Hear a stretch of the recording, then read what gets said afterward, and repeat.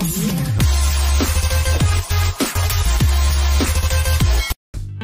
so magandang araw sa inyo lahat mga paps, and welcome back sa ating munting channel, no?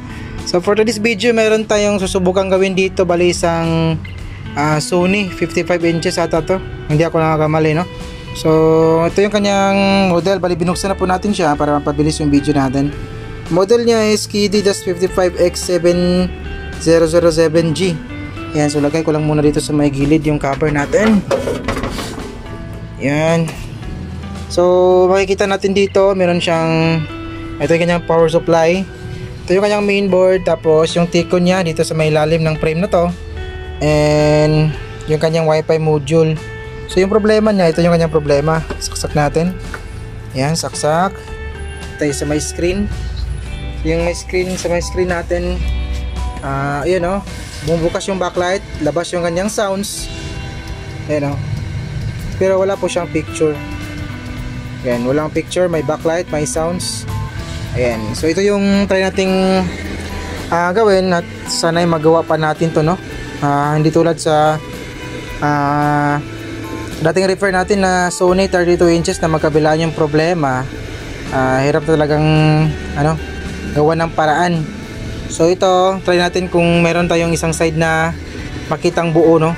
Kung meron, positive yung refer natin. Kapag wala, medyo negative or tagilid yung repair natin, no?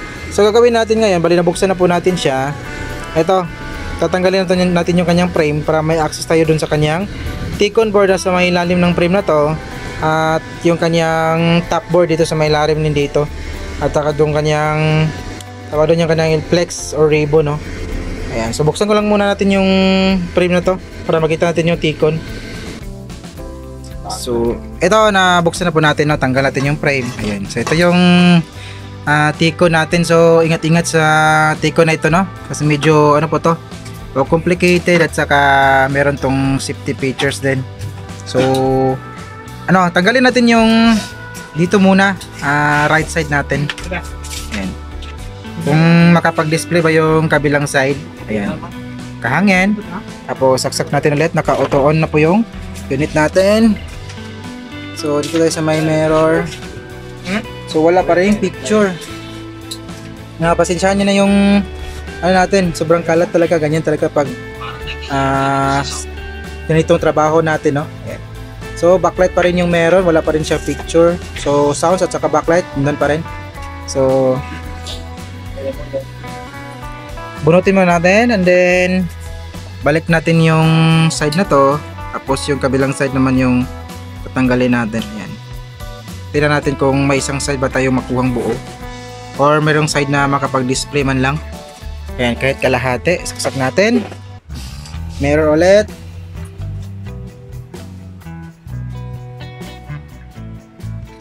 Ayun, dim display pa rin siya, wala pa rin tayo makitang picture dyan. Ayan, backlight at sounds pa rin. Ayan.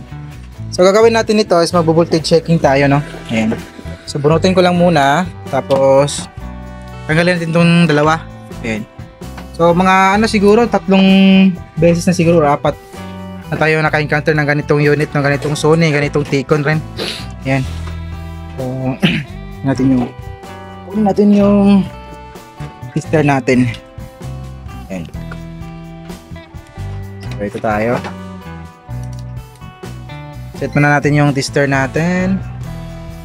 Ayan. So nakahanap po yung dalawang ribbon natin ito, no? Nakahanap po yan. So mabuvoltage checking tayo kung meron bang supply yung T-con natin. Ayan. So dito tayo mag-umpisa sa may eto yung BIN natin. Ito yung BIN natin sa may fuse. So BIN, meron siyang 12 volts. So tingnan natin yung HBN. Magkaiba po yung HBN at saka BIN. So HBN, meron bang, tingnan natin may supply ba to. Ito kasi yung masusupply sa may natin, level shifter, kasi ito yung DC-DC niya. Ito yung DC-DC natin na yun, no? Ito naman yung level shifter. So tingnan natin. So wala pong supply yung HBA natin. Sabihin yan, walang supply na 12 volts na pumapasok sa may level shifter natin. Kapag walang supply yung level shifter, syempre wala tayong makikita picture dyan. Hindi nakapag-oscillate yung ating level shifter at saka DC-DC. Ayan. So ito kasi so Kapag walang HBN, wala yung the rest na supply. So check natin pa rin yung ito, yung mahalagang supply natin, yung B1 or yung BGH natin. Check natin, oh. Yun. So 0 yung supply niya. 0 yung supply kasi walang HBN na magsusupply sa may level shifter sa DC-DC natin. Kasi dito, ito yung switch transistor IC. Ito. Meron tong feedback or switching. May switch kasi to, meron siyang feedback na kinukuha galing sa may panel natin, left and right. So kung wala yung kabila, hindi po makapag-oscillate yung T-con natin. Kahit wala yung lalong-lalo na kapag wala yung magkabilaang panel, kasi meron nga tong switch or meron siyang feedback na hinaantay bago magsi-switch yung ating ito yung switch transistor IC natin para masupplyan yung level shifter at saka yung DC-DC natin. So kadalasan meron kasi baka maka-encounter kayo ng ganito kasi kung tinanggal mo na yung dalawang ribbon, siyempre wala na siyang load pero hindi pa rin nakalabas yung mga supply. So akalain mo talaga na T-con yung problema, kasi wala pa rin supply yung ating B1. So akalain mo na T-con yung problema, so bibilhan mo siya ng bagong T-con tapos sasalpak mo. So ganun pa rin yung resulta, wala pa rin picture. So akalain nyo na sira yung nabili nyo, pero hindi po yun sira, no. Ito kasi yung problema nito ay nasa panel, wala sa T-con, no. Nasa panel yung problema. Siguro yung clock signal niya, it's either left or right na magkakaroon na ng problema, no. Yan, ito yung solusyonan natin. Ang gagawin natin nito is kailangan pala natin i-block yung clock signal. Tsaka kailangan nakakabit yung dalawang cable natin na to, yung ating ribbon, para mag-oscillate normal yung ating T-con board. So ito, bunutin ko muna. Ayan. So pag-locate ng ating clock signal nito, kasi medyo mahirap kasi yung T-con na to.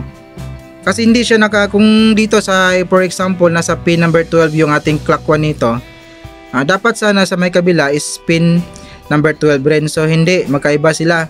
Kasi kung dito sa may side na to, magbilang tayo ng mula sa may gilid, pin number 12, yun yung mag-umpisa yung kanyang clock signal, yung kanyang clocking. So dito naman sa kabilang side, ang bibilangin mo dito, magbilang tayo sa may gilid, hanggang 15 pins po magsisimula yung kanyang, pin number 15 magsisimula yung kanyang clock signal. So magkaiba siya.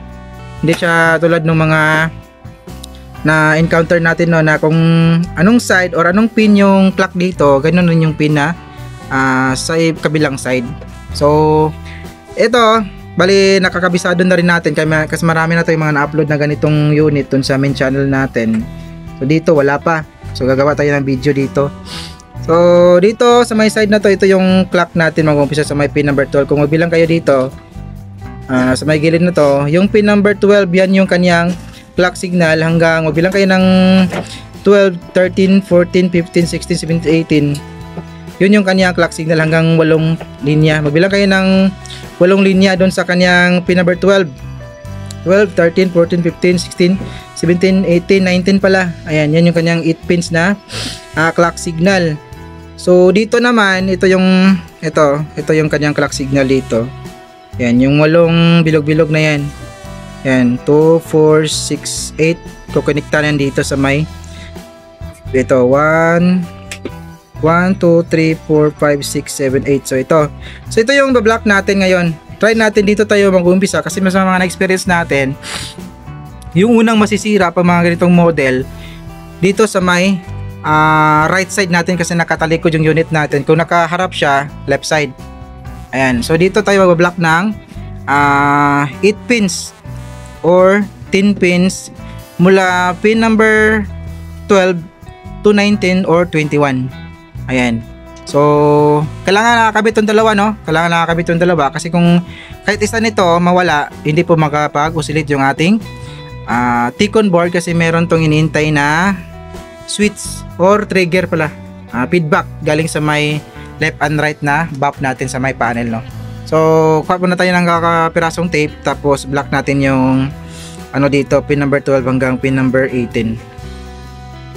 Ito, i-continue tayo, no? Bali yan, na-locate na po natin yung Pin number 12 hanggang pin number 21 po yung blocking natin, no, kasi sumobra yung tape natin, so try lang natin to. Bali 10 pins po yung na-block natin nito. Ayan. So masimula tayo sa may pin number 12. Bilangin nyo na lang. Ayan. So lock natin. Ayan. Tapos kabit natin. Wait, medyo matigas. Ayan.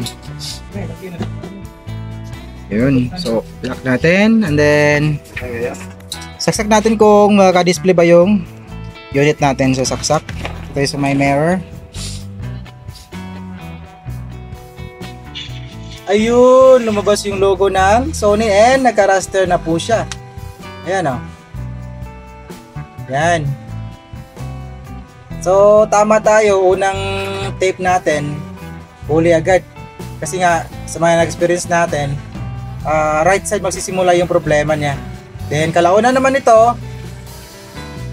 ito, yung kabilang side naman ng makakaproblema. So yun yang kapag na wala na, palit na tayo ng panel, no. So ito nakaya pa nating i-repair, mabibigay tayo ng 3 months warranty. Pero sa kapag kasi minsan hindi mo siya matatansya kung tatagal, kung kailan siya masisira ulit yung kabilang side naman. Minsan may abot naman ng mga ilang taon or lagpas ng 1 taon. Minsan nasa mga months lang masisira na siya ulit. No? Bali, explain natin sa mayari yung ganitong setup para naman kung sakaling darating ng panahon na masisira ulit to, hindi na magtataka yung mayari kasi pinaalam na natin, no, kung ano yung sitwasyon nito. Ayan. So bali na repair pa naman natin. So mapapakinabangan pa to ng mayari kasi okay pa naman yung kabilang side. Ayan. So, tingnan natin ulit. Okay. So, iti-test natin to or i-run natin to ng mga ilang oras bago natin gawa ng billing statement at saka paalam natin sa may-ari, no? Ayan. So, hanggang dito lang yung video natin mga paps. Maraming salamat pala sa mga natsagang nanood, no? Kahit pa paano sa naman yung nakpa kayong ideas ting ginawa ngayon. May God be with us always. And this is your service technician. See you in our next video. Peace out.